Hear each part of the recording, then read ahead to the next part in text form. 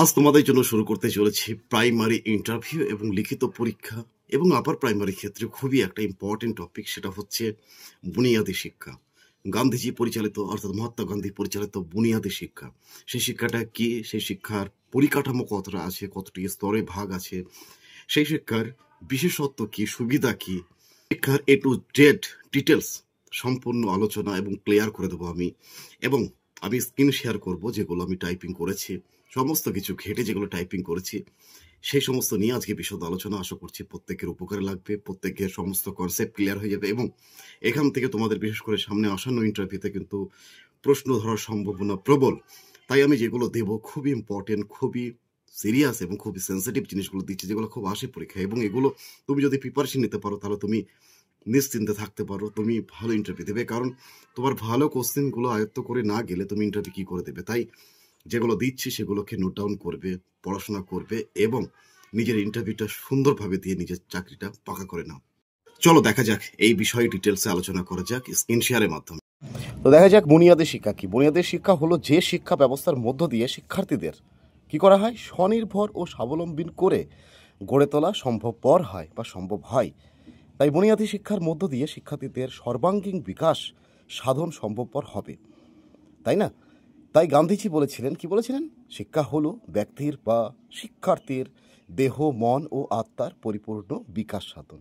অর্থাৎ কর্মের মাধ্যমে একটা শিক্ষার্থী বা কোনো ব্যক্তিকে স্বনির্ভর এবং স্বাবলম্বী করে গড়ে তোলার মাধ্যমে যে শিক্ষা, সেটিকেই গান্ধীজি বুনিয়াদী শিক্ষা নামে আখ্যা দিয়েছিলেন। এবার দেখা যাক এই শিক্ষার ব্যাপারে সমগ্র ডিটেলসটা কি। খুবই একটা ইম্পর্টেন্ট প্রশ্ন তোমাদেরকে জানতেই হবে, সেটা হচ্ছে কে কবে বুনিয়াদী শিক্ষার প্রচলন করেন। মাথায় রাখবে, মহাত্মা গান্ধী বা গান্ধীজি 1937 সালে ওয়ার্ধা পরিকল্পনার মাধ্যমে ভারতে বুনিয়াদী শিক্ষার প্রচলন করেন। এই যে বুনিয়াদী শিক্ষা আছে, এটি নং তালিম নামেও পরিচিত এবং এর মূল লক্ষ্য ছিল কর্মমুখী ও সৃজনশীল শিক্ষার মাধ্যমে, কর্মের মাধ্যমে এবং সৃজনশীল শিক্ষার মাধ্যমে কি করবে, শরীর, মন ও আত্মার সম্পূর্ণ বিকাশ ঘটানো, অর্থাৎ সামগ্রিক বিকাশ ঘটানো।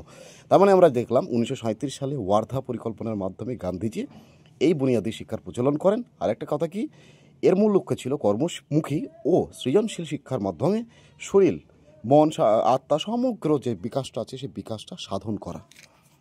চলো দেখা যাক পরবর্তী প্রশ্ন, বুনিয়াদী শিক্ষার কাঠামো। অর্থাৎ এই বুনিয়াদী শিক্ষাকে কটি স্তরে ভাগ করা হয়। বুনিয়াদী শিক্ষাকে মাথায় রাখবে 4টি স্তরে ভাগ করা হয়। 1 নম্বর হচ্ছে প্রাক বুনিয়াদী শিক্ষা স্তর, যেটা 7 বছরের আগে, অর্থাৎ 0 থেকে 7 ইয়ার্স পর্যন্ত।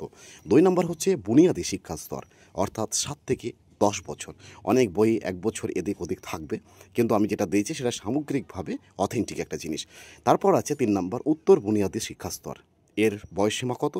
এর বয়সসীমা 11 থেকে 14 বছর এবং প্রাক বয়স্ক স্তর, এর বয়স হচ্ছে 14 বছরের পর। এটাকে অনেকজন কিন্তু ঐচ্ছিক স্তর বলে। প্রাক বয়স্ক স্তরকে ঐচ্ছিক স্তরও বলা যাবে এবং প্রাক বয়স্ক স্তরও বলা যাবে। তাহলে আমরা দেখলাম যে 4টি এর কিন্তু মূল একদমই ভাগ আছে কাঠামো, যেটা হচ্ছে 1 নম্বর হচ্ছে প্রাক বুনিয়াদী শিক্ষা স্তর, বুনিয়াদী শিক্ষা স্তর, উত্তর বুনিয়াদী শিক্ষা স্তর এবং প্রাক বয়স্ক স্তর। এরপরে আছে বুনিয়াদী শিক্ষার বৈশিষ্ট্য, বিশেষত্ব বা সুবিধা।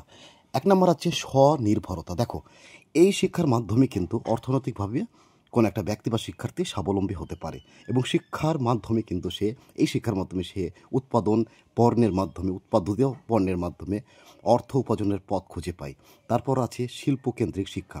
এটি কোনো নির্দিষ্ট শিল্প বা কারুকার্যকে বা শিল্পকে কেন্দ্র করে গড়ে ওঠে, যা শিক্ষার প্রক্রিয়াকে উৎপাদনশীল করে তুলতে সাহায্য করে। তারপর আছে সর্বাঙ্গীন বিকাশ। এটি সর্বাঙ্গীন বিকাশে প্রচুর পরিমাণে সাহায্য করে সামগ্রিক দিক থেকে। তারপরে আছে কর্মের মাধ্যমে শিক্ষা।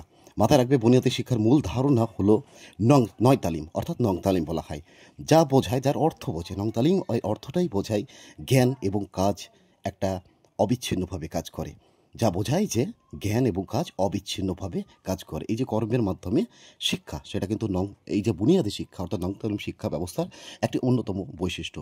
পরটা আছে বাস্তব জীবনের সঙ্গে সংযোগ স্থাপন বা সংযোগ। এই শিক্ষা বাস্তব সামাজিক ও অর্থনৈতিক পরিস্থিতির সঙ্গে শিক্ষার্থীদেরকে কি করে, যুক্ত করে। আরও কিছু প্রশ্ন আছে যেগুলো এরই অংশ এবং তোমাদেরকে দেখতে হবে। সেটাও দেখা যাক। গান্ধীজি কর্ম করার মাধ্যমে শিক্ষার মূল্য সম্পর্কে সচেতন ছিলেন। তিনি মনে করতেন যে এই যে সুতা কাটা, তাঁত বোনা, কৃষিকাজ ইত্যাদির মতো কিছু কি আছে শিল্পকর্ম শিক্ষার মাধ্যমে কিন্তু শুরু করা উচিত। এরূপ হাতের কাজ শিক্ষার মাধ্যমে কাজের প্রতি শিক্ষার্থীদের আগ্রহ করে ওঠে এবং তাদের মন উজাড় তারা কি করে মন উজাড় করে দিতে পারে, অর্থাৎ মন খোলে কিন্তু কাজ করতে পারে।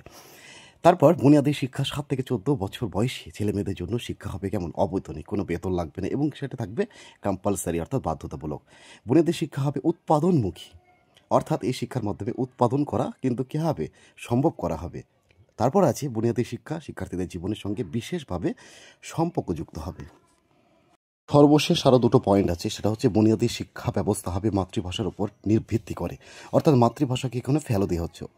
অর্থাৎ গান্ধীজি বুনিয়াদী শিক্ষার ক্ষেত্রে মাতৃভাষার উপর বিশেষ গুরুত্ব আরোপ করেছেন। এবং লাস্ট পর্যায়ে আছে যে বুনিয়াদী শিক্ষা কেবলমাত্র শিশুদের মধ্যে সীমাবদ্ধ থাকবে না, বরং এটিতে পিতা মাতার শিক্ষা অর্থাৎ গুরুজনদের শিক্ষা কিন্তু অন্তর্ভুক্ত থাকবে, ইনক্লুড থাকবে এর মধ্যে থেকে। তো এ হলো বুনিয়াদী শিক্ষা সম্পর্কে A to Z সমস্ত কিছু ডিটেলস আলোচনা এর মধ্যেই ধরা হয়। আশা করছি প্রত্যেকের উপকার আসবে।